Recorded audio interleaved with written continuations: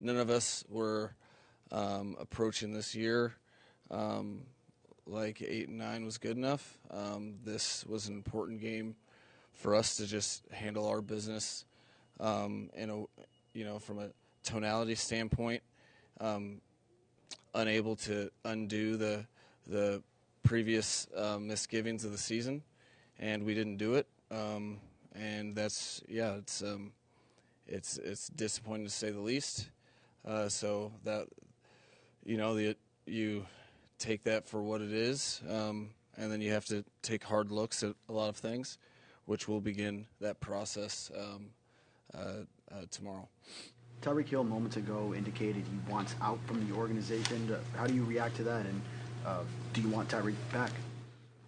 I think in regard to things that are stated, I guess it would be secondhand. For me, I hadn't heard that, but just in general, emotions are high, especially after a game like that. But I think there will be conversations that will be direct in the next couple days, which is kind of the process of the end of season meetings. And I think obviously there's a lot of power in having a team that wants to and wants to play together and go for a common goal. So that's inherent, but I'm not going to put too much weight on secondhand post-game disappointment statements, and we'll see how the next couple days progress with those conversations with him and I. Mike, I don't think Tyreek played in the fourth quarter. Did you pull him, or did he come out due to injury? What was the situation? I was informed that he was unavailable right before a drive. I was not informed that it was a new injury, and I think at that point in time my focus was on the players, and I didn't take the time to go try to figure out more into that. Just there was guys on the field that were competing, and we were trying to win a game, so my focus was there. So he basically pulled himself out of the game? Again, I was informed he wasn't available, and I didn't really have the time to dig more into that, and we'll see what comes of that after watching the tape and talking to coaches and the training staff. Was it the training or medical staff that told you that he physically was not available, or who told you that he was not available? It was discussed by the coaching staff on the headset, and the play clock was running, so I moved on and called plays for people that were out there. I know you have a good relationship with Mr. Ross. Have you been told definitively you'll be coming back? Yeah, my full expectation is to be back, and we'll have. I prefer to keep our conversations to our conversations. It's not really the platform for it, but that's my full expectation, and really you focus on. You have to make stuff meaningful, and if you're going to be 8-9 and fall short of your goals, you have to find reasons why, and make sure that those are not the same mistakes that you have moving forward. So yes, my full expectations to be back. Do you know if Chris Greer will be back in his current role next season? My full expectation is our relationship will continue to be strong and a working relationship for sure.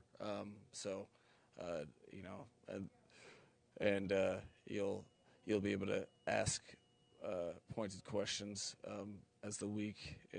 I'm not sure if it's tomorrow, the next day, whatever day that end of the season press conference is with him and I.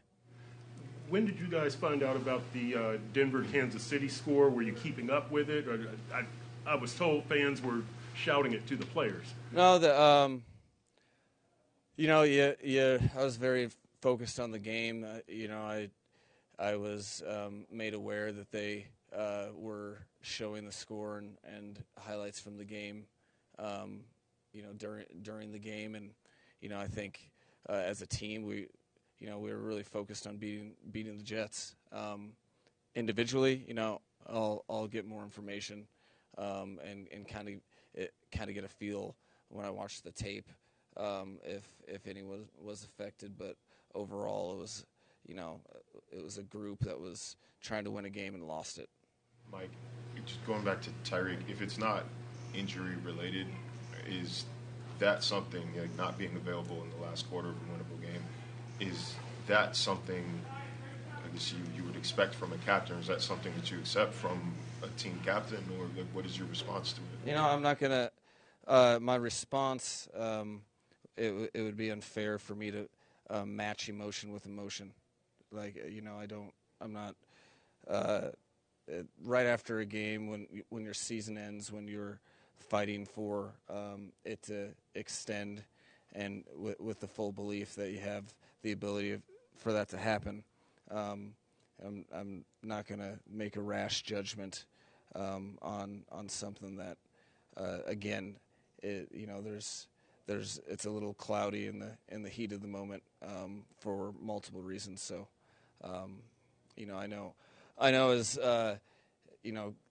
clarity will be found, and you do move forward with conviction as a football team, and I'll look forward to having conversations with him this week. Mike, how far away do you feel like your program is from some of the other great AFC teams like Kansas City, Buffalo, Baltimore? I think it doesn't really matter how I feel, because my job isn't to have feelings. I think the biggest thing is that there's a lot of things that we'll be able to reflect upon in the coming days, and that's today was about the team and the game. I think that would be a very fair question to ask me during the week, just because, again, I try not to have wholesale reflections. I think that's unfair to whether it's a plus or a minus. Wholesale reflections post game. I'm really more comfortable talking about the game we just lost. Mike, I heard what you just said, but Tua said that I know you leave it to me. Tua said that if you guys would have made the playoffs, he would have definitely played. Is it your opinion that he was that close to receiving medical clearance? Yeah, I think that was a fair estimation. If he could have played today, he would have played. From a medical standpoint, he was not cleared with reason. It wasn't there wasn't precautions. It was he wasn't available. He really wanted to play. I really want him to play. The hope was this season extends longer and his availability would be real, and so that I know that hope was held by him. I obviously hope he plays every game, so you can count me into that hope. But that we had to win a game to get there, regardless of the opponent or the other games, and regardless if it didn't matter if who won the Kansas City Denver game if we didn't win. So our focus was there, and we didn't achieve that. I too heard what you said, but what are your immediate thoughts on what this team needs to do better going forward so that 8-9 does not happen again? I think I'll be super fired up for you to ask that question. in a couple days. Again, I think it's not because of anything other than I don't feel like it's responsible on my part to just spew what I'm feeling or thinking right now. I probably have some strong convictions, but now's not the time or place. It'd be kind of. I feel like that'd be irresponsible on my part to throw something out and then potentially ask you guys for takebacks. Mike, Last question. Snoop didn't have an efficient game today. Was that something the defense did, or were there? Why was that? I think it wasn't up to his nor I's expectation. To start the game, there's some stuff that I feel like he has been pretty routine on that turned into unroutine. I did think that he competed and found ways to make some plays in the second half, but ultimately the story of the game, in my opinion, it felt like it.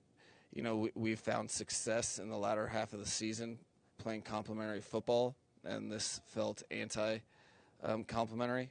I think got a bunch of stops early in the game, and when that was occurring, we couldn't get the ball in the end zone or score points, and then in the second half, when we were able to put together some drives, we didn't get the stop. So, ultimately the success that this team had found, that formula for three-phase complementary football just wasn't there for us today, turning the ball over numerous times. We got an early takeaway, but ended up severely in the minus. And,